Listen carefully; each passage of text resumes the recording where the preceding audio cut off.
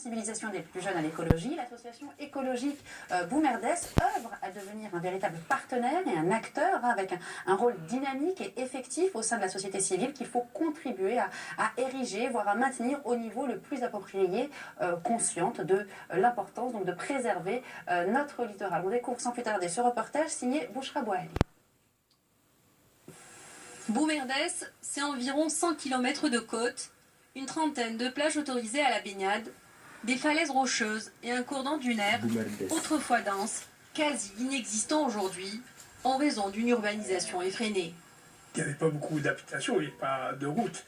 Tout cela, là où nous sommes, la route qui y mène, était constituée de dunes.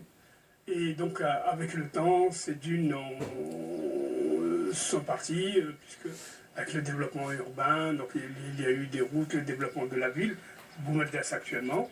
Une urbanisation démesurée à laquelle il faut ajouter l'extraction de sable, un phénomène qui a longtemps menacé le littoral.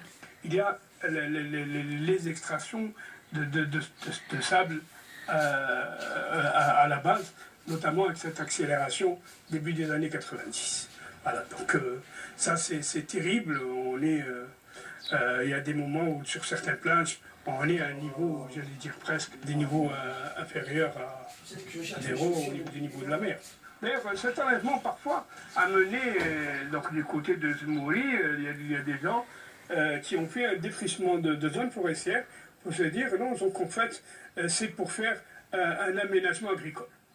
Les gens se sont servis beaucoup de cet aspect. Et un ensemble donc, de choses ont fait que d'actions où tout le monde se servait. Aujourd'hui même, si quelqu'un a besoin de sable pour sa petite salle de bain, il vient en prendre. Hein. Donc, même il y a, donc, j'allais dire, des institutions qui viennent prendre donc, des camions.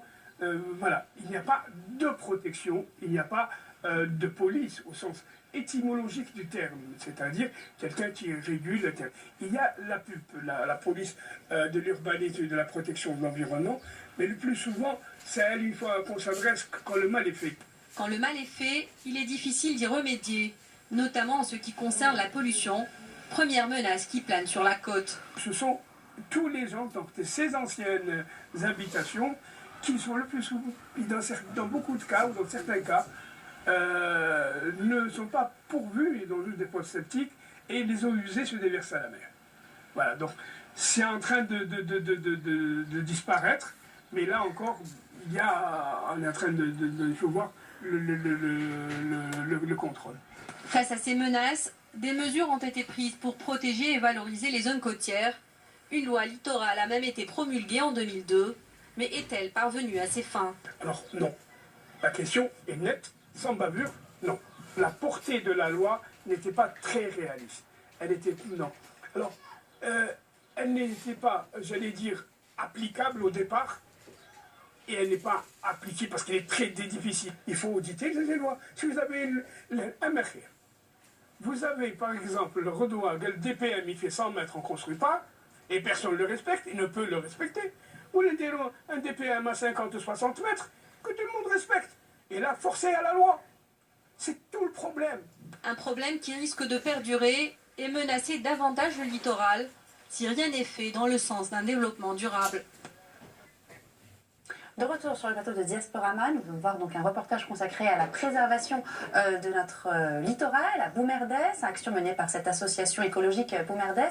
Alors, sensibiliser l'opinion publique, les plus jeunes notamment, à l'éducation environnementale, c'est aussi le rôle de votre association, Caméra Vézic, association PIC-PIC Environnement. Alors concrètement, comment forme-t-on, comment formez-vous des éco-citoyens ?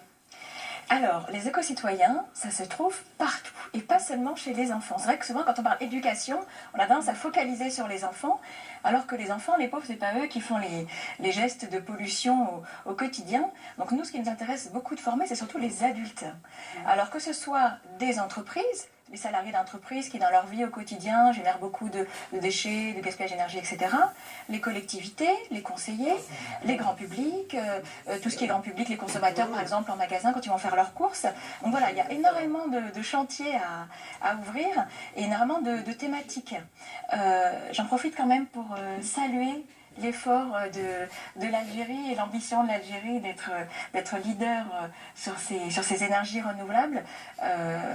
Et je sais qu'il y a énormément de choses qui pourront être faites. Il y a déjà énormément d'associations qui œuvrent en Algérie, j'ai entendu Sidra, Janato El Arif, etc. Très souvent, on pense juste, comme on l'a vu là dans le reportage, à tout ce qui est propreté urbaine. Nettoyage nature, nettoyage de plage, nettoyage de rue, etc. Alors que cela va beaucoup plus loin. Prenons par exemple la problématique justement des déchets. Là, comme disait le monsieur,